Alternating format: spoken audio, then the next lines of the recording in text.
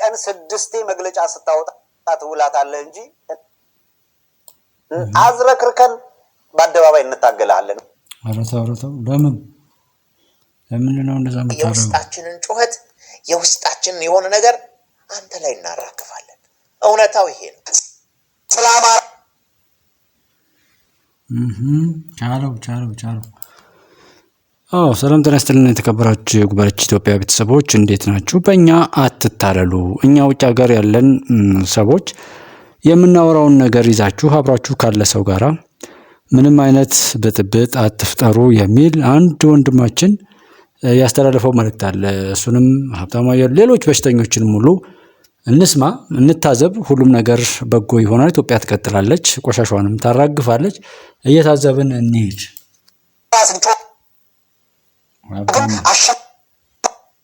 አሽማቃችሁ እንደዚህ ልትሉን የምትሞክሩ አፍንጫችሁን ላሱ ያልን በድፍረት በልህ መጮህ ጀመረ። አንተ እኮ ቲፒኤልኤፍ አይደለም ያልከው፣ የትግራይ ወራሪ ኃይል ነው ያልከው። ቀደዳችሁን ተውት። ህዝብን በአደባባይ ዋሽታችኋል። አሳፋሪ ነው። እውነት ለመናገር በውጭ ጉዳይ ሚኒስቴር የነበረ የክልል ፕሬዚዳንት የነበረ እንዴት አማራ ይደራጅ ብላችሁ በዘር ወደ መቀስቀስ ተሸጋገራችሁ የሚል ፈተና ነው የገጠመን። አንደኛ እንደ አይነቱ ዲያስፖራው እንደኔ አይነቱ ዲያስፖራ በቀን 3-4 በልቶ ጠግቦ ልጆቹን አብልቶ አጥግቦ የሚገርም ኑሮ እየኖረ ወደ ሚዲያ ግን እየመጣ አንተን ነፃነት ይሰብካል፣ አንተን ጦርነት ይሰብካል፣ አንተን ወደ እሳት፣ አንተን ወደ እልቂት፣ አንተን ወደ ማትወጣበት ማጥ እንድትገባ ይቀሰቅሳል። ዲያስፖራው የሚገርም ኑሮ ነው የሚኖረው። የሚደንቅ ኑሮ ነው የምንኖረው በሰው ሀገር ላይ ከአንድም 2 ስራ ሰርተን ምርጥ የሚባል መኪና እየነዳን ምርጥ በሚባል ቤት ውስጥ አሪፍ የሚባሉ ልብሶችን እየለበስን ምርጥ የሚባሉ ብራንድ ጫማዎችን እያደረግን በጣም ደልቶን ነው የምንኖረው። በጣም ወደ ሚዲያ መተን ደግሞ ለእናንተ የምንነግረው የሆነን የፖለቲካ ፓርቲ ደግፈን የሆነኛውን ተቃውመን ወሬ ከዛም እየለቃቀምን አንተን ወደ ጦርነት የምንቀሰቅስህ ለሁለት ነገር ነው። አንድም ከዩቲዩብ ጥቅም እናገኛለን፣ ሁለትም ይሄ የውስጣችንን ጩኸት የውስጣችንን የሆነ ነገር አንተ ላይ እናራግፋለን። እውነታው ይሄ ነው። ልብ አድርጉ። ወንድማችን የሚናገረው እውነት ነው። ይሄ እውነት የማይመስለው ካለ ከተሞክሮ አንጻር ሰዎች እንደማይናገሩና ባሉበት ቦታ ላይ መተቸት ከሆነ ባሉበት ቦታ ላይ ያለው የሰዎች ስርዓት ነው፣ የመላእክት ስርዓት ወይም የሰማያዊ ስርዓት አይደለም ያለውና አሜሪካ ላይ ያሉ ለምንድነው ዶናልድ ትራምፕን የማይተቹ? እንግሊዝ ሀገር ያሉት እንደዚሁ፣ ፈረንሳይ፣ ጀርመን እና ሌሎች ሀገር ላይ ያሉ ሰዎች፣ ሆላንድ፣ አየርላንድ እንደዚህ ያላችሁ ሰዎች፣ ካናዳም እስኪ ያለውን መንግስት ተቹ። በጥገኝነት የምትኖሩበት ሀገር ላይ ከማንኛውም ነገር በታች የተባለውን ሁሉ አምኖ እያጨበጨቡ እየተቀበሉ ነገር ግን በራስ ሀገር ላይ ግን በዛ ልክ መሆኑ በጣም በጣም የሚያሳዝን ሁሉ ነው። ቃላትም አይገልጠውም። ይሄንን ሰው እንዴት በሀገሩ ላይ እንደዛ ይሆናል? ባላችሁበት ሀገር ላይ ያሉ ዜጎች፣ እዛ ተወልደው ያደጉ ዜጎች ለሀገራቸው እንዴት አይነት አስተዋጽኦ እንደሚያበረክቱ ሀገራቸው እንዴት እንደሚወዱ አላያችሁምን? ከየት ነው ይሄንን አሁን እናንተ የምታደርጉትን ነገር ከየት ሀገር የቀዳችሁት ነው? ከየት የኮረጃችሁት ነው? ቼክ አድርጉ። ሰውየው የሚለው በውስጣችን ለማውራት የወሬ ጥማታችንን እናረካለን፣ እንለፈልፋለን፣ ጮታችሁን እናስታግስባችኋለን፣ አሊያም በዩቲዩብ ብር እናገኝባችኋለን ነው ያለው። እኔ ሀገሬ ላይ ሆኜ በዚህ ልክ እንትን ምለው ኢትዮጵያ መሻገር አለባት። ያለችኝ አንዲት ሀገር ናት። ምንም አይነት ነገር ቢመጣ ከሀገሬ ጋር ያምራል። መሞትም መኖርም ከኢትዮጵያ ጋር በጣም ነው የሚያምረው። ግን በጥገኝነትና በልመና ያለውበትን ሀገር እያመንኩ መኖር ጥሩ ነው። ግን ያንን አምኜ የተወለድኩበትን መካድ በጣም አሳፋሪ ነው፣ ከሃዲነት ነው፣ ይሁዳዊነት ነው። ያ ፍርድም ይቀጥላል። ምናልባትም ላላችሁበት ምድር ሁሉ የፈጣሪ መቅሰፍት ሊተርፍ ሁሉ ይችላል። ያው ዓለም ሰፊ ናት ብንል ሰዎች ደካማና በጣም ጥቃቅን ትናንሽ ኢምንቶች ስለሆነ እንጂ ለፈጣሪ ዓለም ይቺ እርዝ የምትባለው ፕላኔት ራሱ አንዲት የጤፍ ፍሬ የማታክል ናት ለሱ። ለማንኛውም ኢትዮጵያ ትቀጥላለች። እውነት ያሸንፋል። ከሃዲነት ባንዳነት እብሪት የወጠረው ይሄ ሳያስተውል ምናምን የሚናገር ሁሉ እሱ እስከ ነውሩ ይጠፋል። ያንን እንዳትረሱት እያሰባችሁ አውሩ ማለት ነው። ከቲፒኤልኤፍ ጋር ተመሳጠሩ ተሞዳሞዱ ሲባል አይታችኋል። ምህረት የሌለች ትግል አድርገናል። ማንም ይሁን ጀነራል ከሌ እንትና ከሌ ምናምን ከሌ የለም፣ ሁሉንም ታግለናል። በቀን 6 መግለጫ ስታወጣ ትውላታለህ እንጂ አዝረክርከን በአደባባይ እንታገላለን። ማንሙን የትኛው ማደረጃጀቱን እስካለን ድረስ እንታገላችኋለን። መብታችን ነው ብላችሁ ከተጓዛችሁ ያቋርጠናል የምትሉት ሀብታሙ የአንተን ጥፋት እየተቀበለ እዚህ ካንተ በላይ የሚያብድ ልክስክስ ያለበትን ማንኛውም ነገር በጥፋት የሚሸውድና የሚያመልጥ የሚመስለው የማይረባ ሰው ካልሆነ በስተቀር አንተ እንታገላለን ምናምን የት ነው ያለህ? አንተ አለበት ቦታ ላይ እኔ ሀብታሙ ነኝ ምናምን ብለህ አሁን አሜሪካ ከሆንክ ተናግረህ ታውቃለህ? ኢትዮጵያ ውስጥ እንደዛ ብለህ ታውቃለህ? በየሄድክበት ተሸማቃቂ ነው የምትሆነው። ምክንያቱም ታውቃለህ ፈጣሪ የሰራው አንድ ቀልብ ወይም ህሊና የሚባል ነገር አለ፣ ዳኛ አለ በእያንዳንዱ ሰው አእምሮ ውስጥ። ምንም አይነት ምቾት አልጋ ላይ ብተኛ የማያስተኛ፣ ምንም አይነት መዝናኛ ቦታ ላይ ብትሄድ የማይረሳ፣ በሁሉም ቦታ ላይ አንተን ሊዳኝ ያንተን ነውር እያጎላ ትመለስ ሰው ትሆን ዘንድ የሚገስጽ የፈጣሪ ዳኛ አለ። በጉቦ ማታታልለው፣ በዘረኝነት ማትከፋፍለው ህሊና ወይም ቀልብ የሚባለውና እሱ ያቅበዘብዛል። አንተን የሚመስል ያው ቢጽ ለቢጹ የሚባለው የጓደኛ ከጓደኛው ወይም ቶፋ ግጥሙን አያጣም እንደሚባለው አይነት መሰል ነገር ሊኖር ይችላል። ግን ሁሉም በነውር ላይ፣ ሁሉም በጥፋት ላይ ነው። ጥፋት እስከ ጠፋ ድረስ፣ ሰላም እስከ በዛ ድረስ፣ አብሮነት እስከ መጣ ድረስ፣ ኢትዮጵያዊነት ከፍ ከፍ እያለ እያበበ እስከ መጣ ድረስ ግን ሀብታሙ የለህም። ስምህን ተሸክመህ ታፔላ ይዘህ ባለህበት ሀገር ላይ መንገድ ላይ ቁጭ ብትልም ማንም ይሰጥ የለም። መንገድ አቋርጡ ያደርሰናል የምትሉትን የስልጣን መንገድ ተንጠላጠሉበት እንደፈለጋችሁ። እኛ ግን በምታውቁት መንገድ ሌላውን በምንታገለው መንገድ እንታገላችኋለን። ለምን ነው ጊዜን የምጨርሰው? ለምን ነው ጤናዬን ማጣው? ለምንድን ነው ሁሉ ነገሬን ማጣበት ምክንያት? ማንም ሰው ራሱን ይጠይቃል። የተሻለ ቀን ይመጣል፣ የተሻለ ሁኔታ ይፈጠራል ብለን እንጂ ዙሮ እዛው እምቦጭ እንዘጭ እምቦጭ ከሆነማ ክላሽ በትከሻ ይዘህ ስለወዘወዝ እንዳትሳሳት። ቀደዳችሁን ተውት። ህዝብን በአደባባይ ዋሽታችኋል። አሳፋኝ። አንተ ሀቀኛ ነህ። አይ ሀብታሙ፣ እኔ እኮ በጣም የሚገርመኝ ማለት ነው በዚህ ዘመን እውነተኞች እውነትን ባለማውራታቸው፣ ጀግኖች ጀግንነታቸውን ወደፊት አምጥተው ለሁሉም ባለማስረዳታቸው፣ ሌቦች አጭበርባሪዎች በቻሉት ሁሉ አጭበርብረው፣ በቻሉት ሁሉ ክደው፣ በቻሉት ሁሉ ገለው አጋለው፣ በቻሉት ሁሉ የጥፋት እቅዳቸውን ከከወኑ በኋላ እንደገና በነዛ በጀግኖች በሐቀኞች በውድ ኢትዮጵያውያን ስም መጥተው ደግሞ ይቀደዳሉ። አይድረስ ማለት ይሄ ነው። እባካችሁ ጀግኖች ጀግንነታችሁን ወደፊት አምጡ። ሀብታሞችም እንደዚሁ ኢትዮጵያን እያሻገራችሁ ያላችሁ ብዙ ውጭ ሀገር ያላችሁ ሰዎች አላችሁ፣ ታውቁታላችሁ። ምን ያህል ሚሊዮን ሆናችሁ ጥቂት ኢምንቶች ጎደሎች የእናንተን ኪስ የእናንተን እርዳታ ለመበዝበዝ ሲሉ ለማግኘት ሲሉ እንዲህ የሚቀባጥሩ ሰዎችና ወደፊት ኑ፣ የሀገራችሁ ባለቤት ኑ።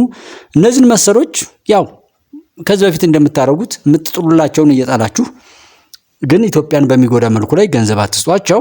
እንደ ውሻ ማዘዝ ትችላላችሁ። ጀስት እነዚህ ለሰጧቸው የሚጮሁ ናቸው። ኢትዮጵያ ተሻግራለች። ማን ይሆን የሚከፍላቸው? ማን ይሆን ኢትዮጵያን ለማፍረስ የሚቀጥራቸው? ምክንያቱም ኢትዮጵያ በጀግኖች ልጆቿ ወደፊት ቀጥላለች። ይሄ እኮ ዛሬ እኔ አሁን ይሄን እያወራው በቃ ከዚህ በኋላ ላላወራ እችላለሁ። ግን እውነቱ ይሄ ነው። ባላወራም የሚቀየር ነገር የለም። ኢትዮጵያ ትቀጥላለች። እውነት ያሸንፋል። የተበደሉ ይካሳሉ። ባንዳዎች፣ የፉኝት ልጆች፣ የሙቀጫ ልጆች፣ ጅላጅልና ጅላንፎ የተባሉት ሁሉ ተጠርገው ወደ ቀብር ይወርዳሉ። አሊያም በቁማቸው የፈጣሪ መለኮታዊ ሰዓት ይበላቸዋል እንጂ እውነትን ለመቀየርና በባንዳነት አገልግሎት ኢትዮጵያን መነቅነቅ አይቻልም ነው። ይህን ማንም የሚያስታውስ ካለ እስኪ ያዘው። በአደባባይ ዋሽታችኋል። አሳፋሪ ነው እውነት ለመናገር። በውጭ ጉዳይ ሚኒስቴር የነበረ የክልል ፕሬዚዳንት የነበረ በጦርነቱ ላይ ዋና አክተር የነበረ መጥቶ እኔና አብይ በጦርነት ዓላማ ላይ እንለያይ ነበረ። ምን ማለት ነው? አቶ ገዱ ነው ውርደታችንን የሚያሳየው ለዚህ ነው። ባህሬን ምናምን የሚሉት አሁን ይህንን ሰው የክልል መሪ ያደረገ ሰው በዚህ በገዱ ሲመራ የነበረን ሰው አስቡት ምን እንደሚመጣ። ይህን ሰውዬ የውጭ ጉዳይ ሚኒስትር አድርጋ የነበረች ሀገር ናት። ያደረግንበትን ወቅት ነው የምትወቅሱት እንጂ አሁን ያለው አይደለም። ይህን ነበር ወይ የክልል መሪ ያደረግነው? ይህን ነበር ወይ ጀግና ስንል የነበረው? ሰው የውጭ ጉዳይ ሚኒስትር የኢትዮጵያ አንደበት ሆኖ ኢትዮጵያን ከሌሎች የዓለም ሀገራት ጋራ ኢትዮጵያን በማስተዋወቅና ኢትዮጵያን እውነት በመግለጽ መልኩ ይሄ ሰው እንዲሳተፍ ነበር። አልሳካለት ብሎ ደግሞ የደህንነት ጉዳዮች ደግሞ ጠቅላይ ሚኒስትሩን የደህንነት ጉዳዮች እንዲያማክር አድርገን መሾማችን አሁን ያመናቸውን ሰዎች ያመንበትን የሆነ የሰጠናቸውን ውክልና የሰጠናቸውን ክብር የገንዘብ ድጋፍ ያደረግንባቸውን ምናምንና የሆነ ውዴታችንን ፍቅራችንን ሁሉ ነው ዋጋ ሳጡን ብለን የምንቆጨው እንጂ በነዚህ ሰዎች መልሶ የተንዘላዘሉ መሄድ ለኔ ምናልባት መሳለቂያ ናቸው እንጂ የሚያስደነግጡም አይደሉም። የማይድን ሰው እንዲድን አልፈቅድም፣ ፈጣሪም አይፈቅድም። ሰው የሻበት እዛው ጉድጓዱ ይሄዳል። እሱ ነው ወንድማችን የሚናገረው። በምን ዓላማ እንላይ እንደው ዓላማሽ እናንተ የተናገርከው ዓላማ ነበር አልነበረም? ትምለማ ከሌ እየተባለ የነበረው ማለት ነው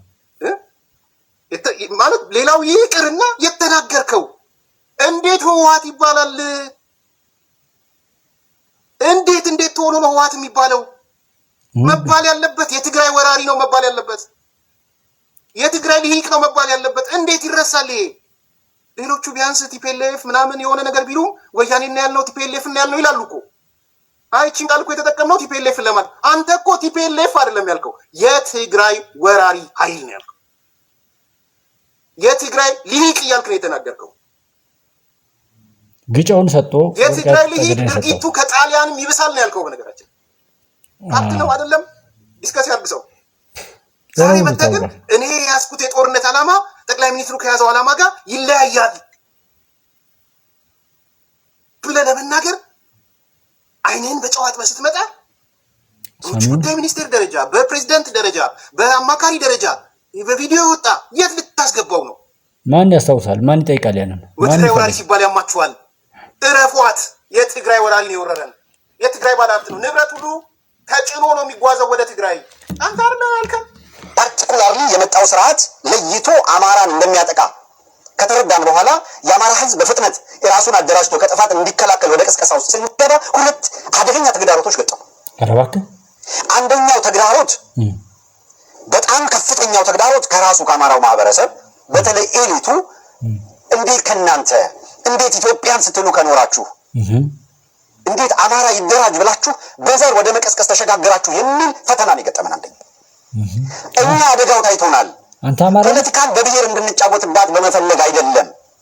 እኛን ብሔርተኛ ማድረግ ከባድ ነው፣ በዛ ልትፈርጁን አይገባም እያልን ደጋግመን እናነሳ ነበር። እሺ ሀብታሙ፣ በመላው ኢትዮጵያ ላይ ብሔርተኝነት ሲቀነቀን አማራ ብቻውን የድሮዋን አረንጓዴ ቢጫ ቀይ ባንዲራ ይዞ ኢትዮጵያዊነቱን ሲያቀነቅን ብቻውን እንዲቀር ተደረገ። ስትራቴጂ ነበር። ኢትዮጵያዊነቱን እሱ ብቻውን ቢቀነቅንም ምንም የለም። እሱን እንደ ጎጂ የኢትዮጵያ ባለቤት ኢትዮጵያን የሰራ አማራ ሌላውን የጨቆነ አምባገነን ዲክታተር ተብሎ እንዲወገዝ ሲሰራ ነበር።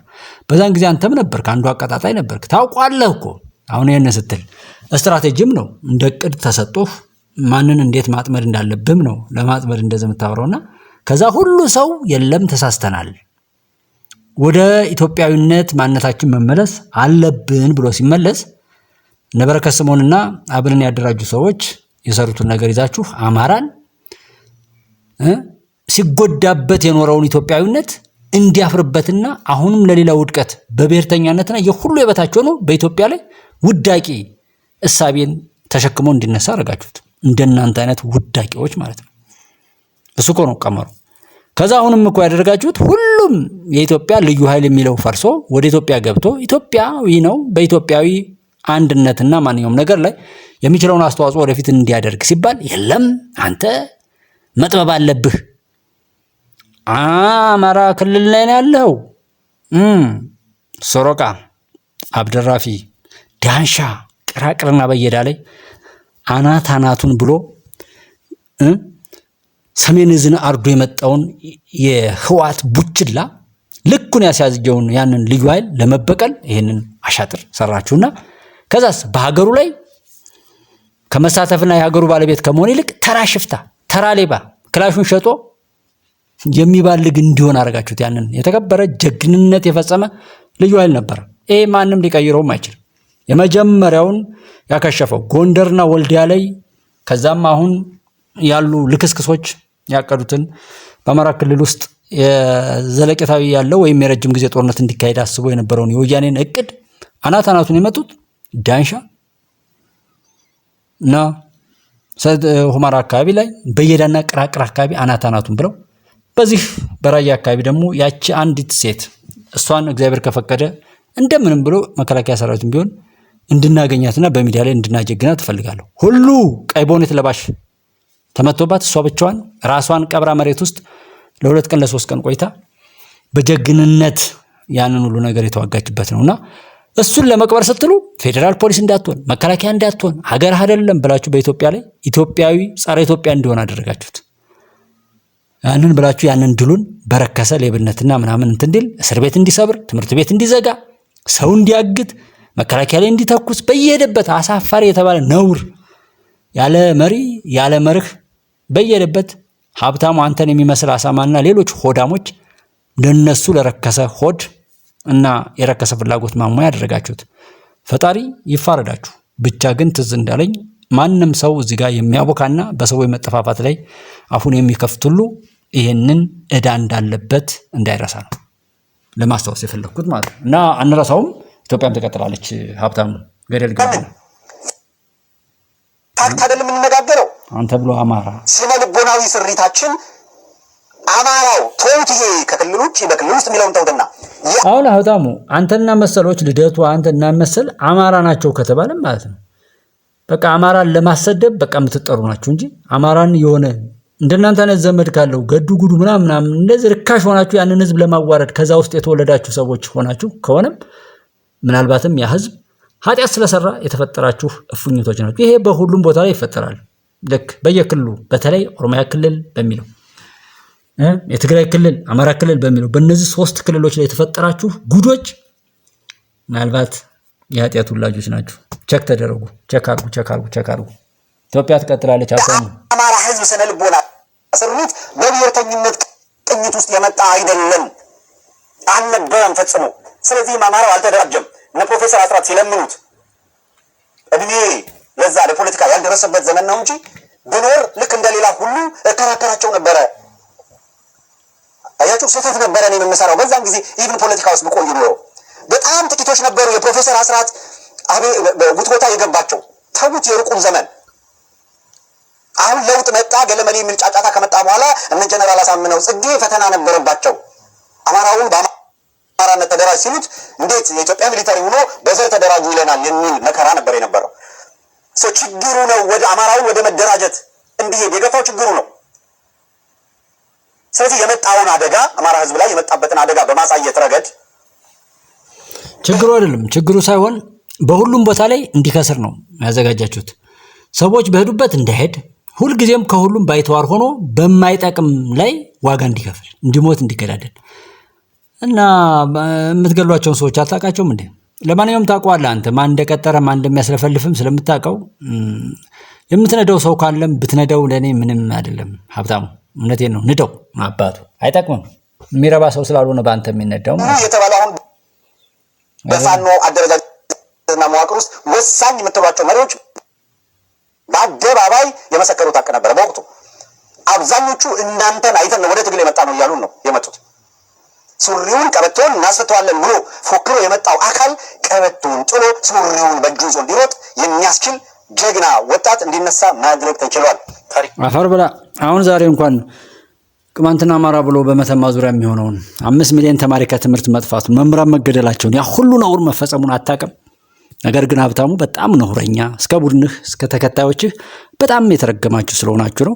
ኃጢአታችሁን ላለማቅለል ፈጣሪ ይፍረድባችሁ። የዘራችሁትን ያሳጭዳችሁ፣ ድካማችሁን በቤታችሁ ያፍራችሁ። ባለንበት ሰርተን እንዳንበላ ስላደረጋችሁን ፈጣሪ በእናንተ ላይ መዓትን መከራን ሁሉ ያውርድ።